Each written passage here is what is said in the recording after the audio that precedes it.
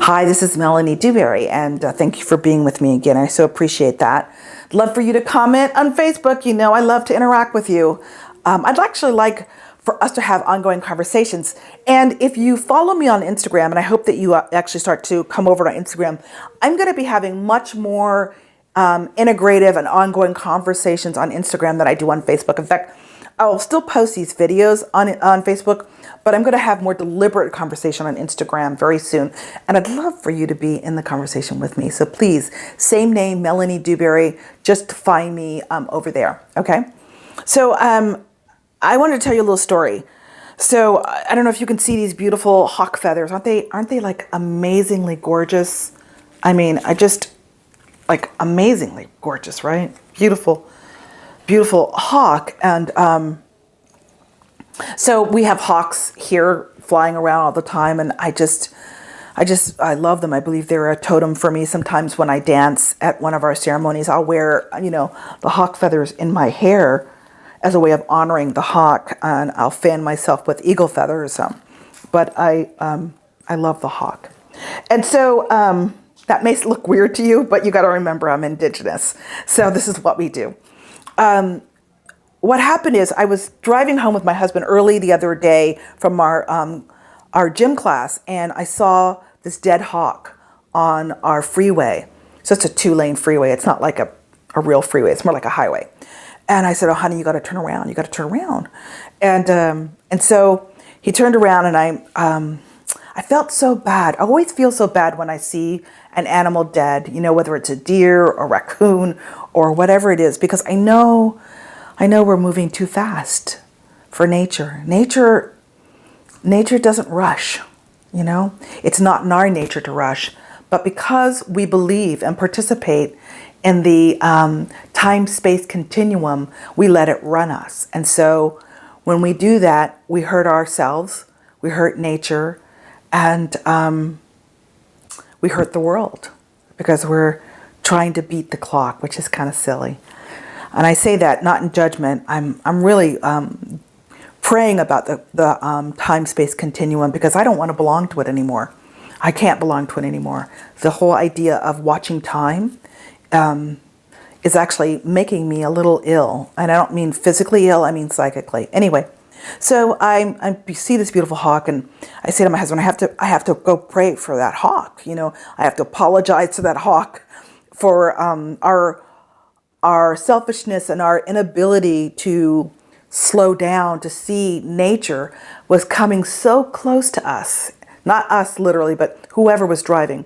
But I'll just say the general us, coming so close to us. So we didn't see the beauty was coming so close to us that we actually killed that beauty. We actually hit that beauty in effort to get someplace. And I'm surmising that's what happened. I wasn't there, but that's usually how we behave. And I'm not making that person wrong. I could have easily hit that hawk, or I'm sure I've hit something in my life and I'm just unaware of it.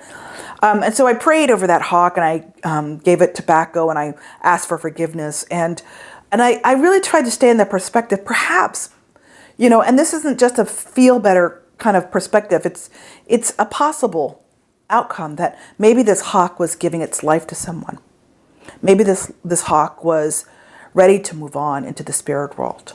And so I took the hawk home with me, and I prayed over it, and I asked it if I could have its feathers for a fan like this, a fan that we make for when I dance, and that I would honor the hawk family, the hawk nation, if they thought I was worthy of taking his feathers. And he said yes. And so I did a little ceremony, and I took his feathers, and then I disposed of what was his body at that time. So why am I saying this to you? Is it because I want you to pay attention to when you're driving? I think that would be more for me than you. You've never seen me drive, but I'm crazy. Grew up in San Francisco, so I'm a little crazy driver. No, it's not that.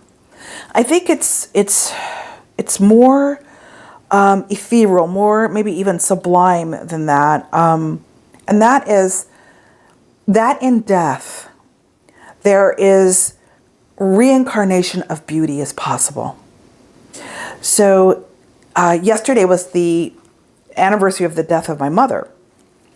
And in death, the reincarnation for me at that time and at this time, losing my mother, and I had already, and I don't say losing my mother, having my mother carry on her journey really is the conversation. I didn't really feel like I lost my mother. I mean, it was sad, but you know how it is. She's on her next journey. I'll see her again. And my father had already been on his journey for 40 years before my mother died, 40 something years. And so in that death was absolute beauty, because it gave my sisters and I an opportunity to redefine ourselves. So I no longer could go to the flagpole of my mother for the holidays, for, conversation, for advice. Now it was my turn to learn to be not just the adult, but the elder in the room. It was my turn to grow up and to know that I was standing on the shoulders of her legacy, of my father's legacy, of all my ancestors before me, that there was beauty that was going to be imbued in me as she transitioned into her next journey.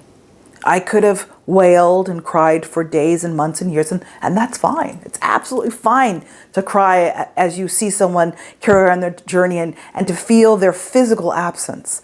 But there's always something available to us in death. There is beauty.